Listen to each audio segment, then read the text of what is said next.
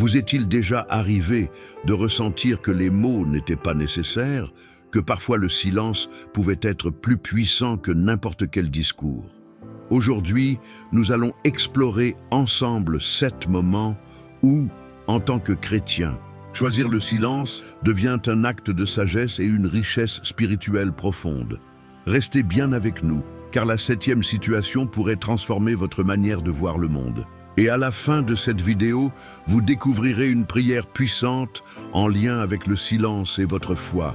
Une prière qui pourrait changer votre façon de prier et d'écouter Dieu. Avant de commencer, n'oubliez pas de vous abonner pour ne rien manquer de nos prochaines vidéos sur la foi et la spiritualité chrétienne.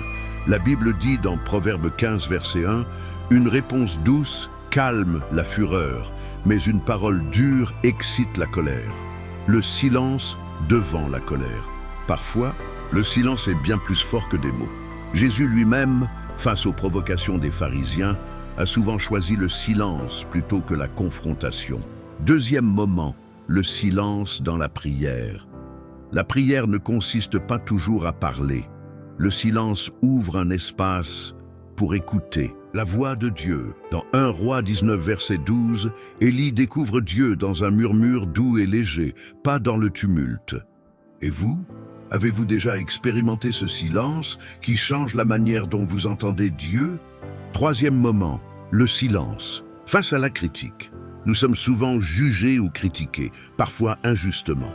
Mais Jésus, dans Matthieu 27, 14, est resté silencieux face à ses accusateurs avant la croix. Pourquoi? Parce que parfois, le silence parle plus fort que les justifications. C'est une marque de force et de confiance en Dieu. 4e moment, le silence dans le deuil dans Job 2, 13. Les amis de Job se sont assis en silence avec lui pendant 7 jours. Parfois, les mots ne consolent pas.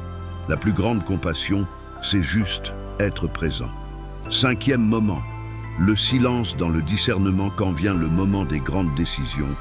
Le roi David écrit dans Psaume 62, verset 5. « Oui, mon âme, confie-toi en Dieu, car de lui vient mon espérance. Dans le silence, Dieu éclaire et guide. » 6e moment, le silence face aux offenses. Lorsque nous sommes offensés, répondre avec colère entretient le cycle. Jésus nous enseigne à pardonner et parfois le silence est ce qui brise la chaîne. 7e moment, le silence dans l'attente de Dieu. Dans Lamentations 3, 26, il est écrit « Il est bon d'attendre en silence le secours de l'Éternel ». C'est souvent dans l'attente silencieuse que notre foi est mise à l'épreuve, mais aussi que nous grandissons le plus. Je fais cette prière pour toi. Écoute-la attentivement et réponds « Amen » en commentaire. Seigneur Tout-Puissant, donne-moi la sagesse de savoir quand me taire, pour que dans le silence, j'entende ta voix. Dans la colère, accorde-moi ta paix. Dans le deuil, révèle-moi ta présence. Dans l'incertitude, montre-moi ta volonté. Aide-moi à attendre avec patience, à pardonner sans murmurer et à marcher avec confiance dans ton silence, car dans ce silence, je trouve ta lumière. Amen.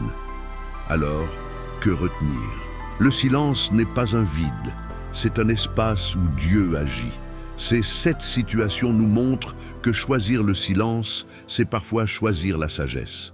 La prochaine fois que vous serez tenté de répondre, de vous justifier ou d'agir, demandez-vous, et si le silence était la meilleure réponse? Si cette vidéo vous a édifié, abonnez-vous et partagez-la pour encourager d'autres personnes dans leur marche de foi.